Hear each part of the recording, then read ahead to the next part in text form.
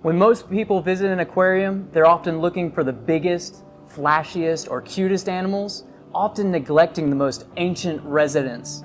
But that might change if they knew that half the known species on this planet are in peril. Today we've journeyed to the Tennessee Aquarium to meet with a man who's devoted his life to the conservation and saving of these turtle species.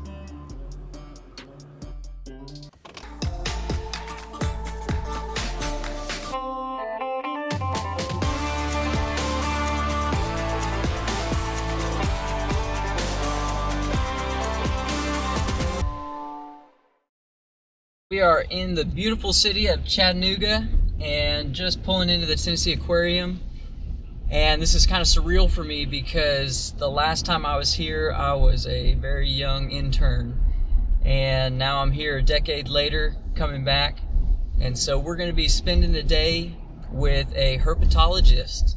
And no, a herpetologist is not someone that should be working in a hospital, but to find out more about what a herpetologist does, you'll just have to stay tuned.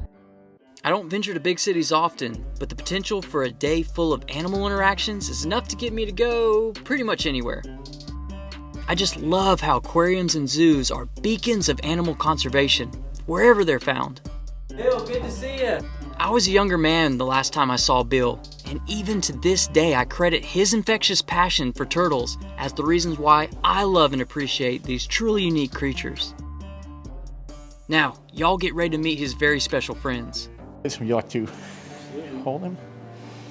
So it's called a keeled box. He's got these 3 ridges down the back. What are all these babies doing here? So this is our new nursery, and what it is, it's a way of showing how conservation, it doesn't happen in a vacuum, it's partnerships. Turtles are not having the best time. Like 350 or so species, at least half of those have some kind of conservation issues. What is their main causing their problems? Humans. Of course. A lot of turtle species have temperature-determined sex. So certain ranges of temperatures give you males, certain give you females, and in between you get a mix. So if temperatures go up, all you do is hatch females. So is this one of your favorites here? It's one I'm really fond of. Very outgoing. You want to see a few more? Absolutely. All right. So this is Chiura pictorata, the southern Vietnamese box turtle. Once upon a time, these guys are only found in food markets. Like, no one knew where they were coming from. No one knew where the wild population was. But somebody did genetic work and said, no, this is a full species, it's a different turtle. Don't know where it's from. But somebody did, because they're showing up in food markets. The people that studied this or described it as a full species looked at the range and looked at other animals that occurred like in the same habitat and had a similar range and kind of extrapolated where this thing should live. And then they went there and they found some. Wow. So that's pretty cool. And they're still pretty rare, but the Turtle Survival Center, the TSA's breeding center, is doing really well breeding these. So this is a pretty cool turtle. This is a McCord's box turtle. It's really pretty. People that have actually looked for these in recent years don't find any, or they find very few. There might be more of these in human care than there are in the wild. Wow. Rhode Island snake neck. They're from Rhode Island. It's in Indonesia, and apparently these have also basically disappeared from the wild. I mean, there's just last surveys that I heard of, they didn't find any. There's a lot of these being bred. Yeah, look at that neck. That's just so crazy. Cool. So, if you haven't guessed by now, a herpetologist is an expert who specializes in reptiles and amphibians. If it creeps and slithers around, he's going to know what it is. Remember, we talked about turtles are temperature-determined sex, so we have 6 different incubators, so we can aim for different temperatures if we want to. So you get to decide male or female depending on what y'all need? Yeah, and generally what you want to do is aim for a mix. Vermiculite. Life is good at the aquarium. I mean, who wouldn't love hatching baby turtles and being the first thing they see when they come into this world? He takes care of them, and I think in their own little turtle ways, they look after him. When Bill's not playing with turtles, he gets to visit other exhibits and enjoy a plethora of critters that make his workplace unlike any other. Aquariums do more than just provide people with unique animal experiences.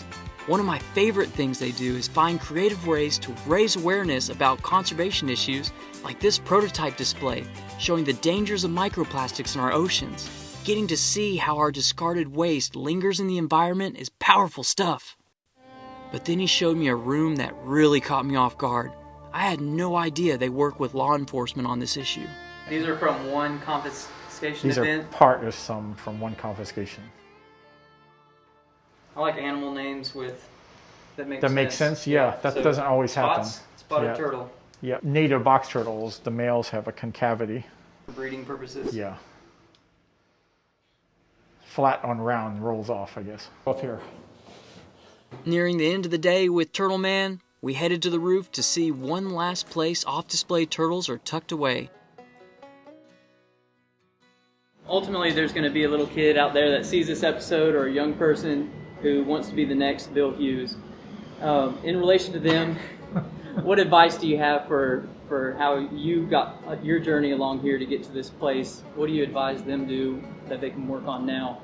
I guess I'm going to advise them to do, if they want to do this the traditional method, because I didn't come here through a traditional method, I would say a 4-year degree, volunteer, intern, network, persevere. So you said you got here by a non-traditional path. What do you mean by that? Went to college with the idea that I was going to get a PhD in math and teach and do research. Wow.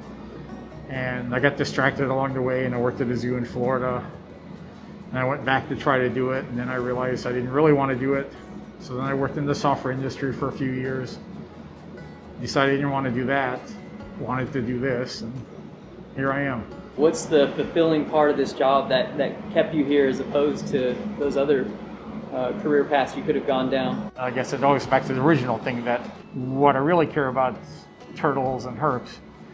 And throughout my life, I've gotten distracted going, that's not a career, but it turns out it is. And, you know, it's one of those things too, I think the older you get, you keep going, what if I did this? What if I did that? At some point you settle down. So I guess I finally settled down. It's turtles, it's herps. Don't forget your first love. Maybe that's it. You know, that's because it's easy. It's easy to lose sight. Yep. And you go, hey, I want to be a zookeeper. It's like, no, you need to be an attorney or a doctor. It's like, okay, maybe you don't want to do that. I mean, you're not going to lie and say, hey, you know, that whole thing, I think is not really true. You go, oh, if you do what you love, you don't really work. It's like, you do. There's days I go, wow, why am I doing this? But, you know, I think you do that with anything. Mm-hmm. So there's less of those days. I seem to have more of those days when I did software stuff. It's like, you know, why am I doing this? After I've been in like another meeting about something, it's like, wow, this is not really where I want to be sitting right now. I'd rather be sitting up here looking at turtles.